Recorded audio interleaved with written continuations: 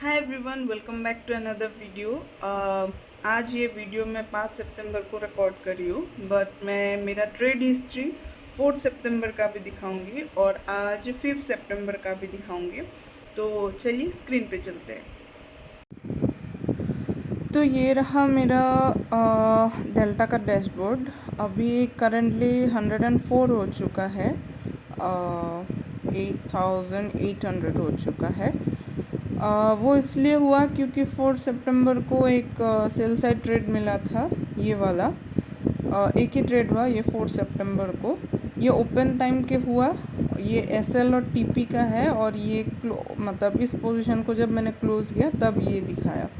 इस पे एक ट्रेड पे मेरा टैक्स पड़ा है, मतलब ट्रेडिंग फीस पड़ा है 0.06। और ये था 4 का और 5 सितंबर का एक बाई साइड का, मतलब आज का एक बाई साइड का ट्रेड था जिस पे $1.75 का प्रॉफिट हुआ। इस पे भी 0.06 का ही फीस लगा। और इसका अभी मैं रीज़न बताती हूँ। करंटली मैं अभी ये वीडियो रिकॉर्ड कर रही हूँ तो क्रिप्टो डंप हो रहा है क्योंकि 1 डे का आई गेस वो बेस तोड़ने वाला है।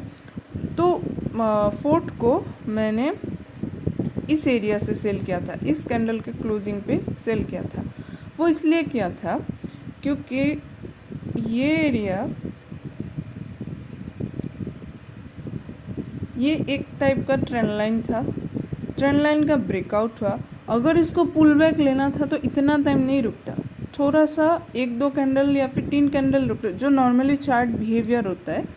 1-2-3 कैंडल ऐसे रुक के थोड़ा नीचे आके फिर चला जाता, लेकिन दूसरे दिन तक ये यहीं पे रुका रहा। इसीलिए इतना बड़ा रेड कैंडल के बाद मैंने यहाँ पे एक सेल किया था और मेरा टारगेट एक्चुअली पे इस एरिया तक था, बट उससे पहले ही पुल बैक हो गया तो मेरा यहाँ पे निकल गया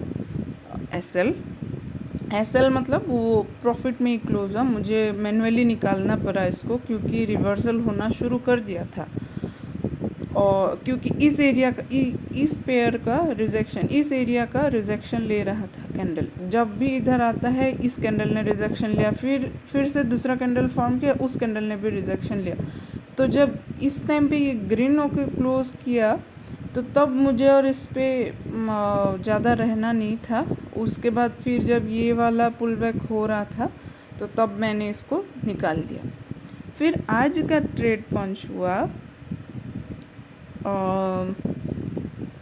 इस कैंडल पे, इस कैंडल के ब्रेकआउट पे, क्योंकि मुझे ऐसा लगा ये लो, ये हाई, ये लो, ये हाई, लेकिन इस लो को तोड़ने आया था लेकिन तोड़ नहीं पाया, बीच में ही घूमने लगा। इसलिए जब ये ग्रीन कैंडल क्लोज हुआ इस पे मैंने ट्रेड लिया।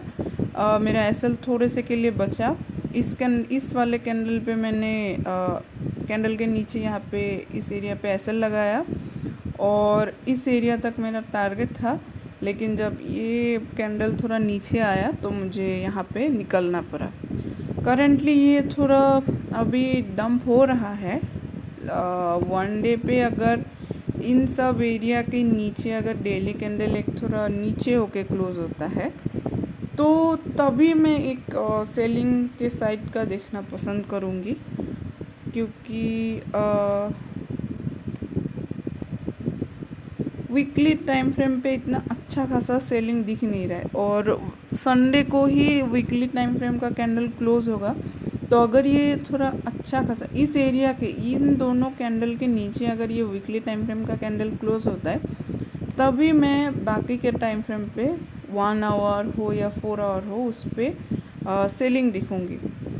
अभी के लिए मैं अगर देखना भी चाहूँ तो इन सब एरिया के नीचे अगर कोई भी कैंडल जाता है या फिर यही कैंडल जाके थोड़ा पुल बैक आता है तब मैं लूँगी, क्योंकि इतना बड़ा ऑलरेडी रैली हो चुका है। अब इसके बीच में मुझे नहीं घुसना है, मैं थोड़ा रुकूँगी। रुक के इस एरिया के नीचे अगर कोई भी कैंडल क्लोज होता है, क्योंकि ये एरिया के नीचे 1 डे पे क्लोज हो जाएगा, तो 1 डे के नीचे पे अगर यहाँ पे क्लोज होता है कोई भी कैंडल रेड इन 1 आवर तब मैं इस पे सेलिंग जाने का प्रीफर करूँगी इस एरिया तक। जब तक ये एरिया को तोड़ के या तो नीचे ना जाए या फिर ऊपर ना जाए यहाँ तक, तब तक मैं इसको तब सेलिंग देखूँगी। यहाँ से भी रिजेक्शन ले सकता है, बट एटलीस्ट मैं इस स्विंग तक मैं देखना चाहती हूँ। तो यही था अपडेट। अभी थोड़ा मेरा अकाउंट इस पर ग्रो हो चुका है। मैं इतना अच्छा होल्डिंग नहीं कर पा रही हूँ। मुझे यहाँ पे $2-3 देखना चाहिए था, देखने का मन था, बट नहीं हो पाया। अब देखते हैं आगे क्या होता है। अकाउंट थोड़ा सा ग्रो हुआ है,